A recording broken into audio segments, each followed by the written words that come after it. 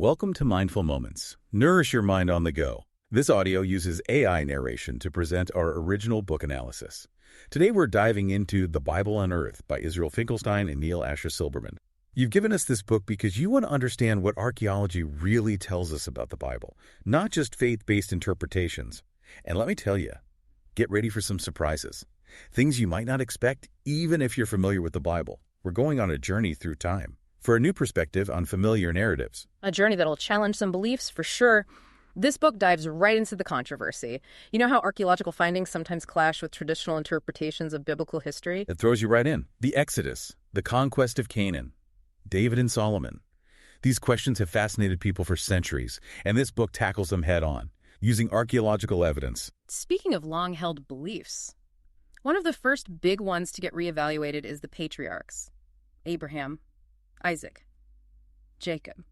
These figures are foundational to the Bible. But the book highlights there isn't a lot of archaeological evidence to support their existence, at least not how they're described in the Bible. So we're encouraged to take a more nuanced view, maybe looking at potential symbolism or metaphorical interpretations based on the physical evidence. And that leads us to the Exodus, another cornerstone of biblical history. This book suggests we might need to reassess our understanding of this monumental event. They meticulously examine the archaeological record in Egypt and find a lack of evidence supporting a mass exodus of Israelites, as described in the Bible. You'd think such a massive event would have left some trace, but it goes even deeper. The book proposes that the political climate of the 7th century BCE, centuries after the supposed exodus, might have influenced how the narrative was written. It's certainly thought-provoking to consider political events of a much later time, shaping the story as we know it. The authors encourage us to look deeper. What were the possible motivations behind the narrative? This theme of questioning assumptions, considering alternative interpretations, through the lens of archaeology, continues as we move into the conquest of Canaan. This is where things get really interesting. The Bible portrays a swift and decisive conquest, but the archaeological evidence paints a different picture. There are inconsistencies, even within the biblical text itself, almost like piecing together a puzzle with missing pieces. The book highlights the lack of late Bronze Age remains at key sites like Jericho and Ai. If the Israelites conquered Canaan, like in this sweeping military campaign, you'd expect to find more evidence from that period. So how did they establish themselves in the region, if not through this grand conquest? The book offers possibilities. Maybe the emergence of Israel was a more gradual process, potentially involving internal social changes within Canaanite society. Less of a dramatic takeover, more of a gradual societal shift. It's a fascinating challenge to that traditional narrative. Instead of one dramatic conquest, it proposes a more nuanced and complex picture of how the Israelites came to be in Canaan. This, of course, has major implications for understanding the rise of the kingdoms of Israel and Judah. The book challenges the idea of a unified monarchy, so central to the biblical narrative. Instead, it highlights the emergence of two distinct entities, Israel in the north, Judah in the south, each with its own characteristics and trajectory. And the archaeological evidence suggests that Israel in the north was more developed and prominent than Judah in the south, further challenging that view of a single, powerful, unified monarchy centered in Jerusalem. And that brings us to David and Solomon, larger-than-life figures in biblical history. The book delves into the archaeological evidence, or rather the lack thereof, to support the biblical portrayal of their vast and unified kingdom. Specifically, the absence of monumental architecture or signs of significant wealth in Jerusalem during their supposed reigns. Pretty big deal considering the grandeur associated with their names. And then there are the Solomonic gates, found at various sites, once attributed to Solomon's reign. Research has shown they were actually built much later. Not so Solomonic, after all. So does that mean that David and Solomon weren't these powerful kings? The book doesn't necessarily deny their existence or their rule, but it proposes they might have ruled over a smaller, less grand kingdom than the Bible depicts, and suggests that the stories of their reigns might have been embellished later, maybe for political or religious reasons. So we're seeing a pattern. The book encourages a critical eye toward the historical narratives presented in the Bible, prompting us to consider the possible motivations behind the text and the potential for embellishment over time. Exactly. And that brings us to the transformation of Judah, the kingdom that would eventually play a central role in the story of the Bible. This is where Judah steps out of the shadows and begins to assert itself on the historical stage.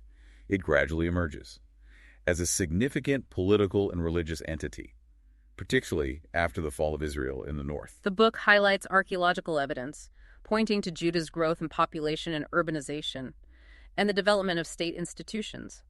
All during the 7th century BCE, Jerusalem as the capital takes center stage. It seems like Judah, in a way, filled the void left by Israel's demise, becoming a focal point for religious reform, developing a distinct Judahite ideology. This period was pivotal. Judah was defining itself, politically and religiously, and this is where the book takes us, in a really thought-provoking direction. Challenges us to consider that the historical core of the Bible, as we know it, was largely shaped in 7th century BCE Judah, are we saying? That the Bible, with all its stories and laws, might actually be a product of this specific period in Judah's history. That's precisely what the Bible Unearthed proposes. There were specific motivations for compiling and editing the biblical narratives during this time, particularly in the face of Assyrian threats and internal anxieties. Judah, having witnessed the fall of Israel, needed a unifying narrative, a story that legitimizes their claim to leadership, reinforces their religious identity, history used as a tool to solidify their position in a turbulent world. Exactly. The book suggests that the Deuteronomistic history, a collection of biblical books, plays a significant role in shaping this narrative, even connects it to King Josiah's reforms, happening around the same time. King Josiah, a pivotal figure in the history of Judah and the shaping of the Bible itself, his reign, marked by religious fervor, sweeping reforms that would forever alter the course of Israelite religion. What was happening in Judah at that time that led to such dramatic changes? Imagine a kingdom on edge. Assyria, the dominant power in the ancient Near East, was showing signs of weakness. This created a power vacuum, and Josiah seized the opportunity to assert Judah's independence and launch a sweeping religious reformation. So this reformation sounds pretty intense. What did it involve? Josiah went all in. He ordered the destruction of idols and shrines dedicated to foreign gods. He centralized worship at the temple in Jerusalem, emphasizing the exclusive worship of Yahweh. And this is where it gets really interesting. The book of Deuteronomy, with its emphasis on law and covenant, takes center stage. Deuteronomy, the book that lays out all those rules and commandments, became a central part of Josiah's reforms. That's right. The authors of the Bible Unearthed suggest that the book of Deuteronomy, or at least a version of it, was likely discovered during this period, providing a convenient religious justification for Josiah's changes. It's almost like a divinely inspired blueprint for his grand plans. Makes you wonder if this discovery was orchestrated to legitimize his reforms and present them as a revival of ancient Israelite tradition. It's a compelling theory. Josiah's reformation wasn't just about destroying idols. It was about reshaping the entire religious landscape of Judah, using Deuteronomy as a guide, and it had lasting implications. This reformation, with its emphasis on law and covenant, would become a foundation for later Judaism. His actions had implications far beyond his reign. And the political context. Josiah was trying to assert Judah's independence. He was challenging Assyrian authority, attempting to establish Judah as the rightful heir to the legacy of David. Exactly. Religious reform, A&D, political ambition. Yeah. He used the Reformation to consolidate his power, present Judah, as the true center of Israelite religion and identity. He was quite the strategist, using religion to achieve his political goals. But it wasn't just about Josiah's personal ambitions. There's a profound shift in Israelite thought happening as well. Josiah's reforms point toward a new understanding of God and of Israel's relationship with God. He's centralizing worship in Jerusalem, emphasizing the exclusive worship of Yahweh, and promoting the book of Deuteronomy, with its focus on law and covenant. So it wasn't just about changing rituals. It was about changing the very way people thought about their faith. Exactly. Josiah's Reformation marks a turning point toward the more abstract, universal understanding of God.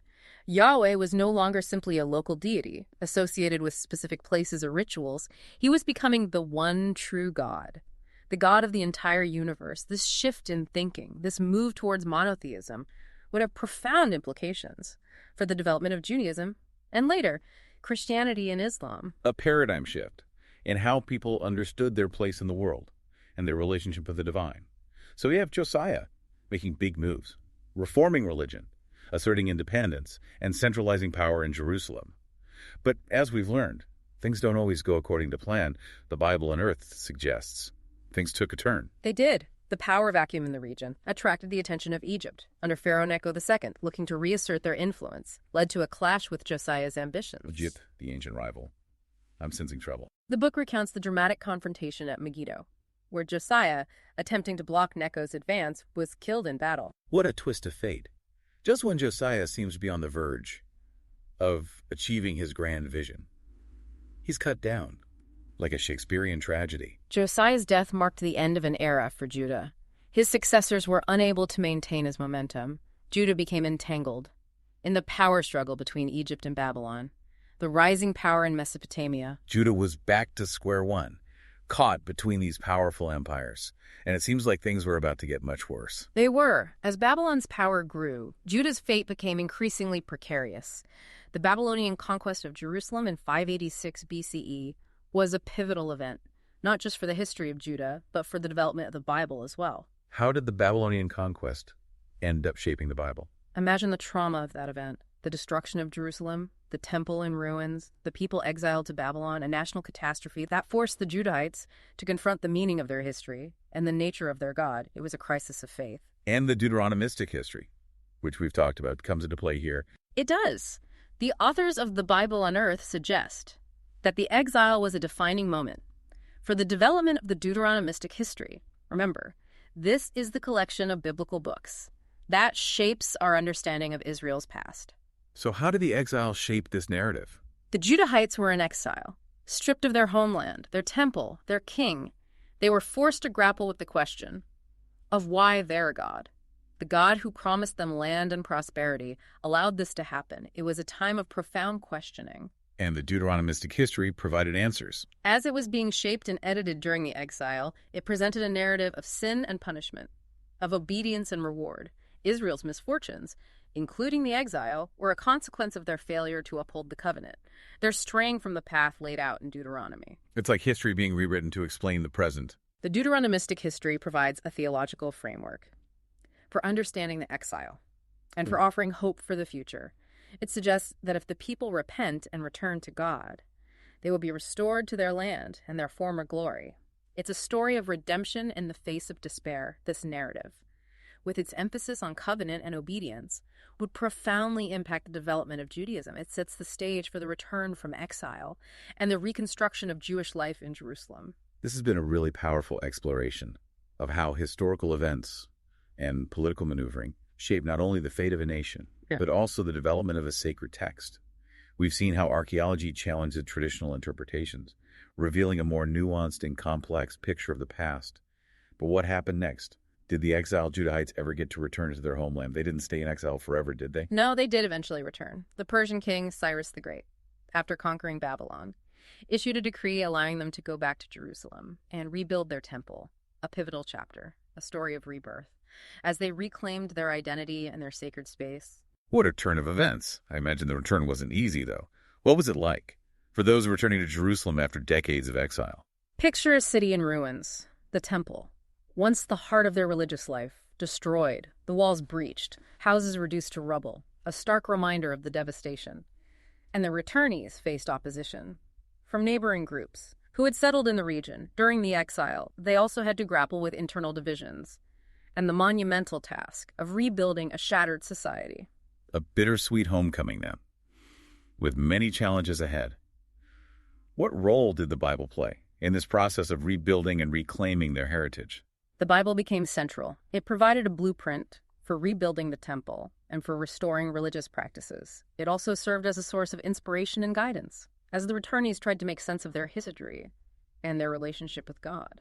So the Bible took on a new level of importance. It wasn't just a collection of stories anymore. It was a guidebook for rebuilding their lives and their community. Did the Bible itself change during this time? The Bible Unearthed highlights that the Bible continued to evolve. It was edited, revised, and reinterpreted to fit the needs of the post-exilic community. This process of ongoing interpretation, adapting the text to meet new challenges and circumstances, continued for centuries. It's fascinating to think about the Bible as a living text, rooted in ancient tradition, but also shaped by the experiences and needs of those who came later. As we wrap up our deep dive into the Bible Unearthed, what are some key takeaways you hope listeners will gain from this book? A deeper appreciation for the historical context of the Bible. Archaeology, as this book demonstrates, can illuminate the world in which the Bible was written, helping us to understand the cultural, political, and social forces that shaped it. I also hope listeners will appreciate the Bible's complexity. It's not a monolithic text, but a collection of writings, compiled and edited over centuries, reflecting different perspectives and theological viewpoints. It's not about taking everything literally, but appreciating its nuances, its historical layers, and its ongoing relevance. Exactly. And finally, I hope listeners come away with a sense of wonder. The Bible, with its stories of faith, struggle, and redemption, continues to resonate with people around the world. Archaeology, far from diminishing its power, can enrich our understanding and appreciation of this timeless text. This deep dive has challenged my assumptions, broadened my perspective, and given me a new appreciation for the forces that shape this ancient text. The Bible Unearthed is a book that sparks curiosity and invites further exploration. If you're intrigued by what we've discussed today, I encourage you to read The Bible Unearthed for yourself. It's a fascinating and thought-provoking read that will change how you view the Bible. You can find a link to purchase the book in the episode description. Don't forget to subscribe to Mindful Moments for more thought-provoking deep dives like this one. We'll be back soon.